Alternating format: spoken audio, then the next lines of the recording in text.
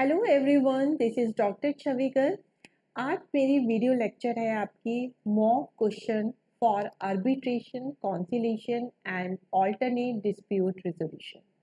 देखिए, ये जो आपका सब्जेक्ट है arbitration, conciliation and alternate dispute resolution, ये LLB 4th सेम में है आपका और BA LLB के 8th सेम में। तो ये प्रैक्टिकल पेपर होता है 100 मार्क्स का। इसमें 50 मार्क्स का आपका थ्योरेटिकल एग्जामिनेशन होता है और 50 मार्क्स का आपका प्रैक्टिकल होता है। इसमें यूनिवर्सिटी से एग्जामिनर आते हैं और वो इस सब्जेक्ट से रिलेटेड क्वेश्चन पूछते हैं। ये थोड़ा टिपिकल सा होता है, तो जब बच्चे पढ़ते हैं तो वो इजी लैंग्वेज में जो है आर्बिट्रेशन का मीनिंग या उससे रिलेटेड इंफॉर्मेशन को अच्छे से नहीं बता पाते, जिससे उनके मार्क्स कम आते हैं। तो आज मैंने इस वीडियो में नॉर्मली जो एग्जामिनर क्वेश्चन पूछते हैं उन क्वेश्चन को लेके मॉक क्वेश्चन बनाए हैं। आप सिर्फ यही क्वेश्चन कर लीजिए तो आप देखेंगे कि नॉर्मली एग्जामिनर इन्हीं क्वेश्चन में से पूछेगा और मैंने उनके आंसर आपको बहुत ही इजी लैंग्वेज में बताए हैं। नॉर्मली जब बच्चा बुक से पढ़ के इस वाले सब्जेक्ट के आंसर करता है तो वो बहुत टिपिकल से होते हैं और वो एग्जामिनर के सामने जाके तो वैसे ही नर्वस हो जाता है। तो मैंने बहुत इजी तरीके से आपको इसके आंसर बताए हैं जो आपके दिमाग में बिल्कुल अच्छी तरह से फिट हो जाएंगे। तो अब हम शुरू करते हैं अपना वीडियो लेक्चर जो इस सब्जेक्ट के मॉक क्वेश्चन पर डिपेंड है। देखिए, सबसे पहले आपसे पूछा जाएगा, क्योंकि इस सब्जेक्ट का नाम ही आर्बिट्रेशन से शुरू होता है, कि आर्बिट्रेशन किसे कहते हैं और ये कितने तरह का होता है। देखिए, अगर कोई भी डिस्प्यूट होता है तो उस डिस्प्यूट के दो तरीके होते हैं। या तो आप जो है कोर्ट में केस फाइल कर दो या आप किसी मीडिएटर के थ्रू जो है उस डिस्प्यूट को सेटल कर दो। तो अगर हम कोर्ट में न जाके किसी न्यूट्रल पर्सन को, किसी थर्ड पर्सन के थ्रू जो है अपने जो डिस्प्यूट है उसे सेटल कराते हैं, तो इस प्रोसेस को हम आर्बिट्रेशन कहते हैं। तो अगर दो व्यक्तियों के बीच में कोई झगड़ा है, लेकिन आपको यहाँ ध्यान देने वाली बात है, ये जो डिस्प्यूट है ये डोमेस्टिक भी हो सकता है, इंटरनेशनल भी हो सकता है, लेकिन ये कमर्शियल डिस्प्यूट होना चाहिए। ये नहीं कि आपने किसी का मर्डर कर दिया और उसके लिए आप आर्बिट्रेशन करा रहे हैं, वो चीज़ अलाउड नहीं है। यहाँ पे अगर डोमेस्टिकल या इंटरनेशनल कमर्शियल डिस्प्यूट है, कमर्शियल का मतलब होता है फाइनेंस या पैसे के लेने देने से रिलेटेड डिस्प्यूट होता है, तो आप एक थर्ड पर्सन को अपॉइंट कर सकते हैं जो कि आपके केस को सेटल करेगा। तो ये जो पूरी प्रोसेस है, इस तरीके से जब आप अपने डिस्प्यूट को सेटल कर रहे हैं उसे आर्बिट्रेशन कहते हैं। और जो व्यक्ति आपके डिस्प्यूट को सेटल कर रहा है उसे हम आर्बिट्रेटर बोलते हैं। अब ये जो आर्बिट्रेशन है ये आपका 4 तरह का होता है। एक ad hoc, institutional, statutory and contractual. ये मैंने आंसर दे दिया है जो डिफरेंट कलर से। तो सबसे पहले हम देखते हैं कॉन्ट्रेक्चुअल। जब मैं कॉन्ट्रेक्चुअल बताऊंगी तो आपको एडॉक अपने आप क्लियर हो जाएगा। देखिए, जब भी हम आर्बिट्रेशन करते हैं तो आर्बिट्रेशन मैंने बोला कमर्शियल डिस्प्यूट का होता है। जैसे हम कोई लैंड बेच रहे हैं या हमने कोई बैंक से लोन ले लिया या हमने कोई जो है अपनी मोटर बाइक बेचने का किसी से कॉन्ट्रैक्ट किया है, तो कॉन्ट्रैक्ट करते हुए अगर आप उसमें एक क्लॉज डाल देते हैं कि अगर फ्यूचर में हमारा इस कॉन्ट्रैक्ट से रिलेटेड कोई डिस्प्यूट होता है तो हम उसे आर्बिट्रेशन से जो है हेल्प से, आर्बिट्रेशन की हेल्प से सेटल करेंगे। या आप उसी वक्त उसे क्लॉज में न डाल के अलग से एक एग्रीमेंट बना लेते हैं, तो वो कहलाता है आपका कॉन्ट्रेक्चुअल आर्बिट्रेशन। क्लियर हो गया कि कॉन्ट्रैक्ट करते समय ही अगर आप ये क्लॉज डाल देते हैं कि आर्बिट्रेशन से ही हम अपने डिस्प्यूट को सेटल करेंगे, तो वो कहलाएगा कॉन्ट्रेक्चुअल। लेकिन अगर आपने, जब आपने कॉन्ट्रैक्ट किया उस समय आपने ये डिसाइड नहीं किया कि हम आर्बिट्रेशन से अपने डिस्प्यूट को सेटल करेंगे, बल्कि आपका कॉन्ट्रैक्ट इन द प्रोसेस है, अब बीच में आपका कोई डिस्प्यूट अराइज होता है और आप उस समय ये कहते हैं आपस में दोनों पार्टी कि चलिए अब हमारा डिस्प्यूट अराइज हुआ है, हमने पहले तो डिसाइड नहीं किया था, लेकिन अब हम जो है आर्बिट्रेटर की मदद से अपने इस डिस्प्यूट को सेटल कर लेते हैं, तो ये कहलाता है आपका एडॉक। तो एडॉक क्या होता है, वो कॉन्ट्रैक्ट के बीच में अगर डिस्प्यूट होता है तब आप आर्बिट्रेटर अपॉइंट करते हो तो उसको बोलते हैं एडॉक। लेकिन अगर आप कॉन्ट्रैक्ट करते समय ही ये डिसाइड कर लेते हो कि हम आर्बिट्रेशन से अपने डिस्प्यूट को सेटल करेंगे, तो ये कहलाता है कॉन्ट्रैक्चुअल। अब ये जो कॉन्ट्रेक्चुअल होता है ये दो पार्टी के बीच में कॉन्ट्रैक्ट होता है। आपने अपने एलएलबी फर्स्ट में पढ़ा होगा कॉन्ट्रैक्ट एक्ट में कि कॉन्ट्रैक्ट करने के लिए दो पार्टी होती है, एक जो ए और दूसरी बी, एक खरीदने वाला और एक बेचने वाला। तो जो आर्बिट्रेशन का जो प्रोसीडिंग्स है ये दोनों पार्टी के लिए वॉलेंट्री होता है। वो चाहे तो आर्बिट्रेटर के थ्रू कर सकते हैं, नहीं तो अपने केस को कोर्ट में भी ले जा सकते हैं। लेकिन जब आर्बिट्रेशन पार्टी की चॉइस पे डिपेंड ना होके स्टेट उसे कहता है कि आपको ये वाला केस तो आर्बिट्रेशन के थ्रू ही सॉल्व करना पड़ेगा, तो ये कहलाता है स्टैट्यूटरी। स्टैट्यूटरी का मीनिंग क्लियर हो गया। जब ये आपके लिए कंपलसरी होता है, आपके लिए वॉलेंट्री नहीं होता है, तो ये कहलाएगा आपका स्टैट्यूटरी आर्बिट्रेशन। इंस्टीट्यूशनल क्या होता है कि कभी कभी हम किसी इंस्टीट्यूट के मेंबर होते हैं, जैसे कि आप एडवोकेट हैं तो आप बीसीआई के मेंबर हैं, जो डॉक्टर्स होते हैं वो जो है आपकी मेडिकल एसोसिएशन के जो है मेंबर होते हैं। तो अगर उनके मेंबर, वो जो एसोसिएशन होता है उसका एक अपना अलग से पैनल होता है, एक्सपर्ट का पैनल होता है। तो अगर उस इंस्टीट्यूट के जो मेंबर्स होते हैं उनके बीच में कोई डिस्प्यूट होता है, तो वो कहते हैं कि हम इस डिस्प्यूट को आर्बिट्रेशन की हेल्प से सेटल करेंगे, और जो उनका एक्सपर्ट का पैनल होता है उसमें से वो आर्बिट्रेटर चूज कर लेते हैं। तो इसको बोलते हैं इंस्टीट्यूशनल आर्बिट्रेशन। तो आई होप कि आपको बिल्कुल क्लियर हो गया होगा आर्बिट्रेशन किसे कहते हैं, आर्बिट्रेटर कौन कौन से होते हैं, और आर्बिट्रेशन आपका कितने काइंड का होता है। क्योंकि एग्जामिनर पूछ लेता है कॉन्ट्रेक्चुअल आर्बिट्रेशन बताइए, एडॉक। अब बच्चों को आर्बिट्रेशन तो पता होता है, लेकिन ये नहीं पता होता कि कॉन्ट्रेक्चुअल आर्बिट्रेशन क्या है या स्टैट्यूटरी क्या है। अब आप बड़े आराम से इनका आंसर दे सकते हैं। अब नेक्स्ट क्वेश्चन आपसे पूछ लिया जाता है कि आर्बिट्रेशन एग्रीमेंट बताओ, या वो इसके एसेंशियल भी पूछ लेते हैं। तो आर्बिट्रेशन एग्रीमेंट क्या होता है? देखिए, जब आपने कॉन्ट्रैक्ट करते हुए शुरू में ही ये डिसाइड कर लिया कि फ्यूचर में अगर कोई भी डिस्प्यूट आता है तो हम उसे आर्बिट्रेटर की मदद से सॉल्व करेंगे, तो ये जो आपने एग्रीमेंट किया दो पार्टी के बीच में, ये कहलाता है आर्बिट्रेशन एग्रीमेंट। तो आपको क्लियर हो गया आर्बिट्रेशन एग्रीमेंट किसे कहते हैं। अब इसके एसेंशियल क्या है? आपको पता है कि एग्रीमेंट जो होता है आर्बिट्रेशन का, वो एक तो रिटन में होना चाहिए, क्योंकि वर्बली हमने कह दिया तो कोई बात अपने से मुकर भी सकता है, वो कह सकता है नहीं भाई अब तो हम कोर्ट से सेटल कराएंगे, हम क्यों कराएं आर्बिट्रेशन से, हमें तो याद नहीं है। और दूसरा, इस पे पार्टीज के साइन भी होने चाहिए, क्योंकि दो पार्टी होती है, दोनों पार्टी के साइन होने चाहिए, तभी माना जाएगा ये आर्बिट्रेशन जो है कंप्लीट है। और इस आर्बिट्रेशन एग्रीमेंट का कोई भी फॉर्मेट नहीं होता। जैसे आप इनकम टैक्स की रिटर्न भरते हैं तो इनकम टैक्स का क्या होता है, एक फॉर्मेट होता है, लेकिन आर्बिट्रेशन एग्रीमेंट का कोई भी फॉर्मेट नहीं होता। पार्टीज अपने हिसाब से जैसा चाहें वैसा आर्बिट्रेशन एग्रीमेंट बना सकते हैं।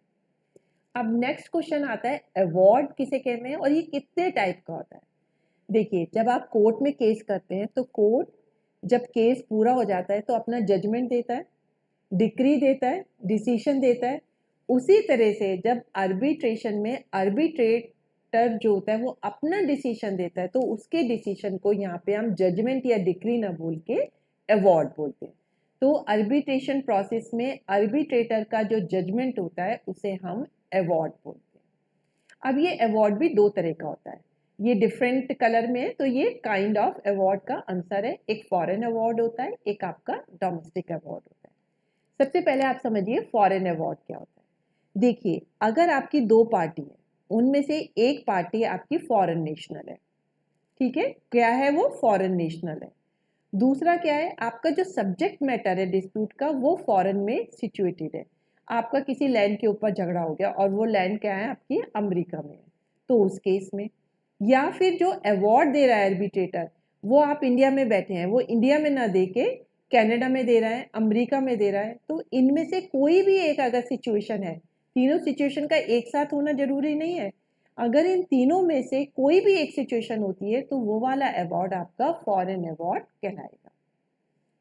अब डोमेस्टिक अवार्ड क्या होता है कि अगर डिसीजन आपका आर्बिट्रेटर अपना अवार्ड इंडिया में देता है, सिर्फ क्या देना है उसे, इंडिया में अवार्ड देना है, तो ये कहलाएगा आपका डोमेस्टिक अवार्ड।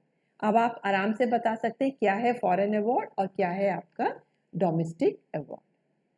अब आर्बिट्रल ट्रिब्यूनल क्या होती है? देखिए, अगर आपने आर्बिट्रेटर अपॉइंट किए, चाहे एक आर्बिट्रेटर किया, चाहे 3 किए, 5 किए, 9 किए, तो ये जो आर्बिट्रेटर आप किसी भी डिस्प्यूट को सेटल करने के लिए अपॉइंट करते हैं, सोल आर्बिट्रेटर या ग्रुप ऑफ आर्बिट्रेटर को ही आप आर्बिट्रल ट्रिब्यूनल बोलते हैं। तो ये कोई अलग से ट्रिब्यूनल नहीं होती आर्बिट्रेटर से अपार्ट, जो आर्बिट्रेटर होते हैं उन्हीं को आप आर्बिट्रल ट्रिब्यूनल बोलते हैं। अब नेक्स्ट है कि आपसे पूछ लिया जाता है कि क्या किसी डिस्प्यूट को सेटल करने के लिए हम 4 आर्बिट्रेटर अपॉइंट करते हैं, तो बच्चे नॉर्मली बोल देते हैं हाँ हाँ कर सकते हैं, क्योंकि उन्हें कॉमन सेंस ऐसे ही लगता है, जबकि ऐसा नहीं होता है।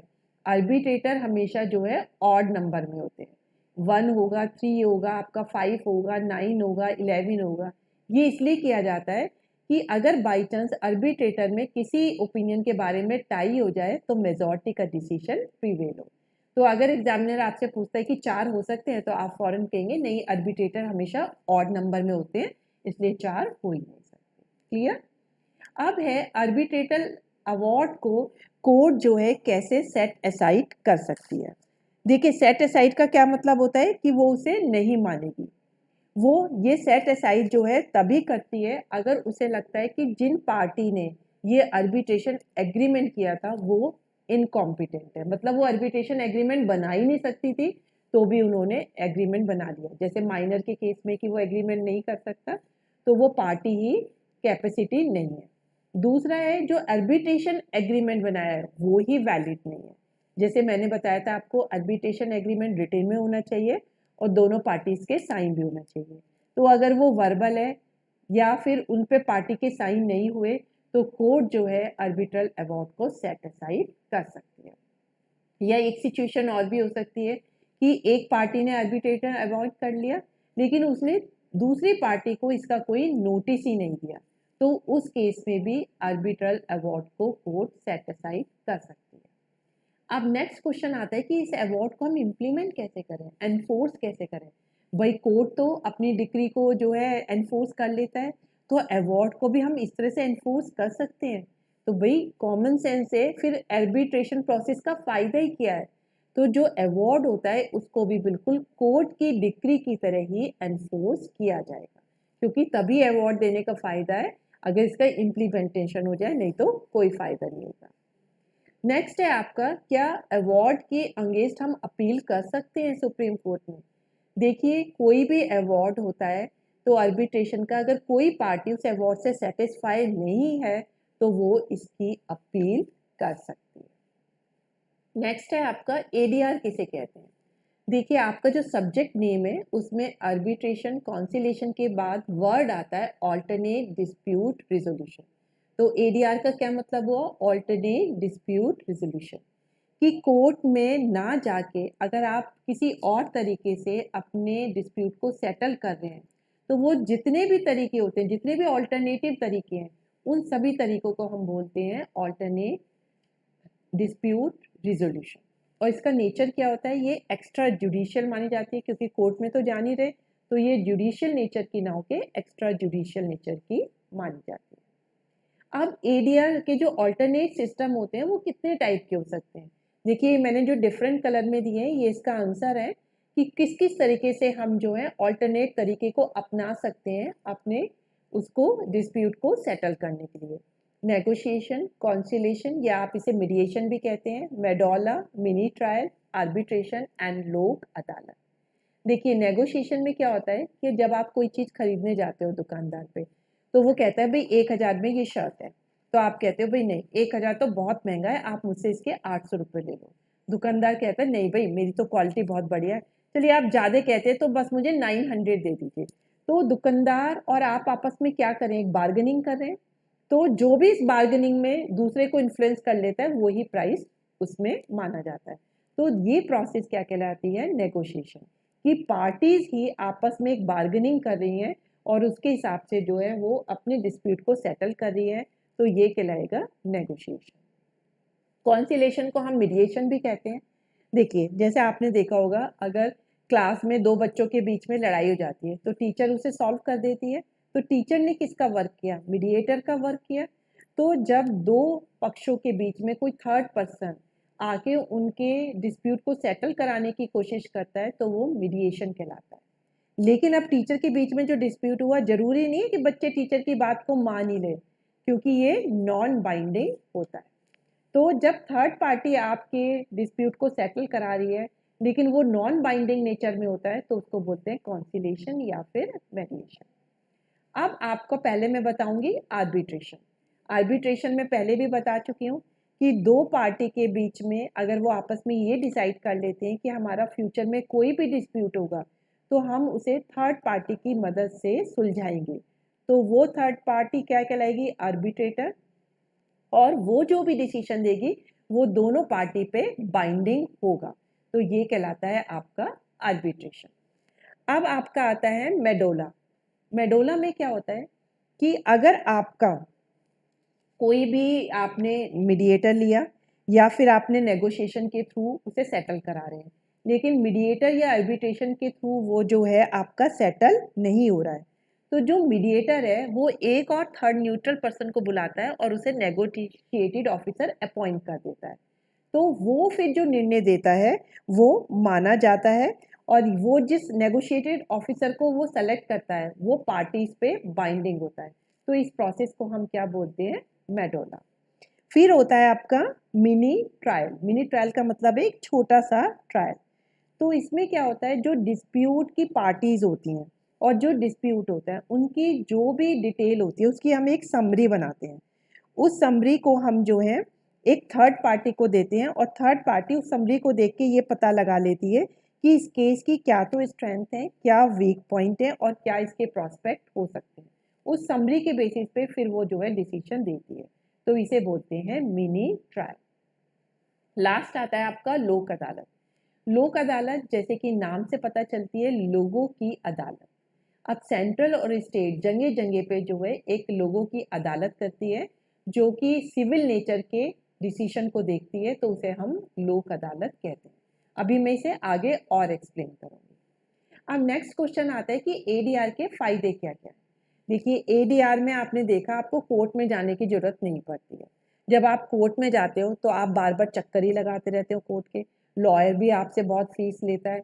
लेकिन जब आप एडीआर को अडॉप्ट करते हो, डिफरेंट तरीके को लेते हो, नेगोशिएशन, मीडिएशन, आर्बिट्रेशन, लोक अदालत, तो आपके ये सारे खर्चे बहुत कम हो जाते हैं। तो यही इसकी एडवांटेजेस हो जाती है। एक तो आपका पैसा बहुत कम लगता है, आपका टाइम बहुत बच जाता है। दूसरा क्या है, कोर्ट का जो बर्डन है वो भी कम हो जाता है, क्योंकि आधे लोग तो अब एडीआर सिस्टम के थ्रू कराएंगे तो कोर्ट का खुद का बर्डन भी बहुत कम हो जाता है। तो ये है इसकी एडवांटेजेस। अब पूछ लिया जाता है आर्बिट्रेटर या मीडिएटर के बीच में क्या डिफरेंस होता है। देखिए, आर्बिट्रेटर भी एक थर्ड पर्सन है और मीडिएटर भी एक थर्ड पर्सन है, लेकिन आर्बिट्रेटर का जो डिसीजन है वो बाइंडिंग होता है दोनों पार्टी पे, लेकिन मीडिएटर का जो डिसीजन है वो सिर्फ रिकमेंडेटरी होता है, वो बाइंडिंग नहीं होता है। इसीलिए मीडिएटर सिर्फ रिकमेंड कर सकता है, वो कोई डिसीजन नहीं दे सकता, लेकिन आर्बिट्रेटर डिसीजन भी दे सकता है और उसके डिसीजन को हम अवॉर्ड बोलते हैं। तो ये था डिफरेंस आर्बिट्रेटर और मीडिएटर के बीच में। अब है आपका लोक अदालत किसे कहते हैं। अभी मैंने शुरू में स्टार्टिंग में बताया। देखिए, सेंट्रल और स्टेट जगह जगह पर डिफरेंट लोगों की अदालत को इस्टेब्लिश करती है और ये परमानेंटली नहीं होते, कभी भी किसी भी टाइम इंटरवल पे ये वो करती है इस्टेब्लिश। उस लोक अदालत में जनरली आपके सिविल नेचर के, आपके पैसे से रिलेटेड, रिवेन्यू नेचर के, जमीन जायदाद से संबंधित, आपके मैट्रिमोनियल डिस्प्यूट या फिर आपके फैमिली डिस्प्यूट या मोटर व्हीकल के एक्सीडेंट से रिलेटेड या बैंक लोन से रिलेटेड या क्रिमिनल केस भी सुने जा सकते हैं, लेकिन वो कंपाउंडेबल होने चाहिए। अगर कंपाउंडेबल नहीं है तो वो लोक अदालत में नहीं सुने जाएंगे। तो लोक अदालत में इस तरह के केसेस को सुना जाता है। ये होती है आपकी लोक अदालत। लोक मीन्स लोगों की अदालत। अब नेक्स्ट क्वेश्चन है कि लोक अदालत को कैसे ऑर्गेनाइज करते हैं। देखिए, सेंट्रल स्टेट जिस प्लेस पे जाएं, डिफरेंट टाइम इंटरवल पे ये लोक अदालत ऑर्गेनाइज करती है। अब इसके जो जजेस होते हैं जिन्हें हम मेंबर बोलते हैं, वो एक तो सर्विंग या जो है इसमें नॉर्मली जो है रिटायर्ड जजेस को लिया जाता है, सोशल वर्कर को लिया जाता है और एडवोकेट को लिया जाता है, जो इसके मेंबर होते हैं, जो अपने केस को सुनते हैं और उसके बेसिस पे डिसीजन देते हैं। अब लोक अदालत की पावर क्या होगी? भाई लोक अदालत को कुछ तो पावर देनी पड़ेगी, नहीं तो फिर लोक अदालत की बात कौन मानेगा? तो जो लोक अदालत है उसको वो सारी पावर होती है जो सिविल कोर्ट को होती है। ये किसी भी बंदे को विटनेस की फॉर्म में बुला सकती हैं, किसी भी डॉक्यूमेंट को एज ए डॉक्यूमेंट्री प्रूफ देख सकती हैं, अगर किसी कोर्ट में कोई पब्लिक डॉक्यूमेंट है उसको भी मंगवा सकती हैं। लोक अदालत में आपकी इंक्वायरी को सुनने का क्या प्रोसीजर होगा उस प्रोसीजर को भी ये देख सकती हैं।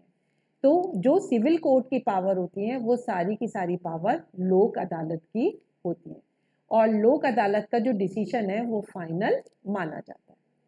अब है नेक्स्ट क्वेश्चन है लीगल सर्विस के लिए कौन कौन एंटाइटल है। देखिए हमारा फंडामेंटल राइट ये कहता है कि हर बंदे को लीगल सर्विस मिलनी चाहिए, चाहे कोई अमीर है चाहे कोई गरीब है। गरीबी के बेसिस पे किसी को हम लीगल सर्विस देने से मना नहीं कर सकते, क्योंकि जब आप कोई भी केस फाइल करते हो तो आपको लॉयर की फीस भी देनी है, कोर्ट फीस भी देनी है। तो अगर किसी व्यक्ति के पास कोर्ट फीस देने के पैसे नहीं है या फिर उसके पास ऐसी संपत्ति है जिसे अटैचमेंट या कुर्की जिसकी नहीं कर सकते हैं, या जो मैटर डिस्प्यूट है सिर्फ उस पर उससे रिलेटेड प्रॉपर्टी है और 1,000 रुपये से ज़्यादा की प्रॉपर्टी या पैसे नहीं है, तो ऐसे लोगों को हम गरीब मानते हैं और उन सबको फ्री लीगल सर्विस दी जाती है। उन्हें कोर्ट फी देने की ज़रूरत नहीं होती है और गवर्नमेंट ही उनके लिए लॉयर का प्रबंध करती है। तो ये लोग जो हैं लीगल सर्विस के लिए एंटाइटल होते हैं। नेक्स्ट क्वेश्चन है कि जो लीगल सर्विस अथॉरिटी है वो कैसे बनती है। देखिए 3 लीगल सर्विस अथॉरिटी होती है, एक नेशनल लेवल पे, एक स्टेट लेवल पे, एक डिस्ट्रिक्ट लेवल पे। एक को हम बोलते हैं नेशनल लीगल सर्विस अथॉरिटी, एक को हम बोलते हैं स्टेट लीगल सर्विस अथॉरिटी और तीसरे को बोलते हैं हम स्टेट लीगल सर्विस अथॉरिटी। तो जब सेंटर को लगता है कि उसे एक जुडिशियल बॉडी बनानी है तो उसका नाम वो देता है नेशनल लीगल सर्विस अथॉरिटी। इसको बनाया कैसे किया जाता है, कॉन्स्टिट्यूट कैसे किया जाता है? इसमें जो नेशनल लीगल सर्विस अथॉरिटी होती है, जो प्रेसिडेंट होता है, जो चीफ जस्टिस ऑफ इंडिया होता है, उसको वो पैटर्न इन चीफ की तरह अपॉइंट करती है। और जो सुप्रीम कोर्ट के सर्विंग या रिटायर्ड दोनों टाइप के जज हो सकते हैं, रिटायर्ड भी हो सकते हैं जो अभी सर्व भी करें, तो सर्विंग और रिटायर्ड जज को वो एग्जीक्यूटिव चेयर बनाती है और दूसरे अलग मेंबर होते हैं क्वालिफिकेशन या उनके एक्सपीरियंस को देख के अदर मेंबर अपॉइंट करते हैं।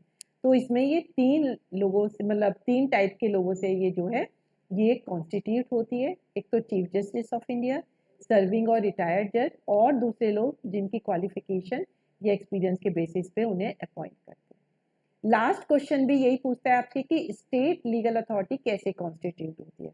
तो नेशनल में तो आपने सुप्रीम कोर्ट के जजेस को लिया था, स्टेट में आप क्या लेते हैं, हाई कोर्ट के जजेस को लेते हैं। तो जो चीफ जस्टिस हाई कोर्ट का होता है वो पैटर्न इन चीफ होता है और जो हाई कोर्ट के सर्विंग और जो रिटायर्ड जजेस होते हैं उनको आप एग्जीक्यूटिव चेयरमैन बनाते हैं और जो बाकी के मेंबर होते हैं अपनी क्वालिफिकेशन या फिर उनके एक्सपीरियंस के बेसिस पे उनको जो है अदर मेंबर की तरह चूज किया जाता है। तो इस तरह से आपका स्टेट लीगल सर्विस अथॉरिटी बनती है। तो आप ये क्वेश्चन, ये जो मेरी ये वीडियो है इसमें से सारे क्वेश्चन पढ़ लीजिए और 3-4 बार आप इसे पढ़िए। जब आप 3-4 बार इसे पढ़ लेंगे तो आपको क्वेश्चन ये बहुत अच्छे से याद आ जाएंगे और आप उसे एक टिपिकल लैंग्वेज में एग्जामिनर के सामने नहीं बताएंगे, आप बहुत ईजी लैंग्वेज में इनका आंसर दे सकते हैं। तो you will be very confident before the practical examiner and you will be able to secure very good marks और एग्जामिनर को भी लगेगा कि आप बहुत मेहनत करके आए हैं। तो अगर आपको मेरा ये मॉक क्वेश्चन का ये जो मैंने वीडियो बनाया है ये मैंने बच्चों की रिक्वेस्ट पे बनाया है, अगर आपको अच्छा लगा तो मेरे चैनल को आप सब्सक्राइब भी कर लीजिए और अपने सब फ्रेंड्स में शेयर भी कर दीजिए। ठीक है, तो that's all for today lecture. Thank you very much.